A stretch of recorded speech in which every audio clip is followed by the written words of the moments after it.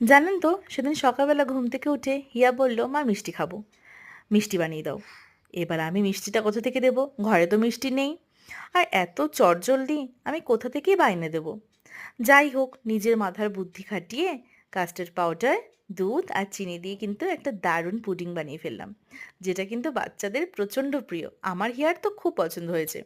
তো তার জন্য আমি নিয়েছিলাম কিছুটা চিনি, যেটাকে ক্যারামেলাইজ করে একটা বাটির মধ্যে রেখেছিলাম, আর দুধটাকে আর একটু চিনি দিয়ে জাল দিয়ে, আর আলাদা বাটিতে কাস্টার্ড পাউডারটাকে ঠান্ডা দুধে গুলিয়ে গরম দুধের সঙ্গে ভালো করে মিলিয়ে ওই ক্যারামেলাইজ করা চিনির যে বাটি ছিল সেখানে দিয়ে একটু ঠান্ডা করে ফ্রিজে প্রায় 3 থেকে 4 ঘন্টা মতো রেখে দিতে হবে।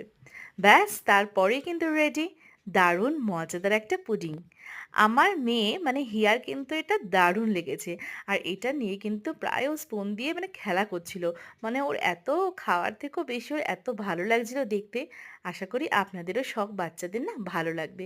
আপনারা বাড়িতে বানিয়ে দেবেন আর অবশ্যই কিন্তু কমেন্টে বলবেন কেমন লাগলো।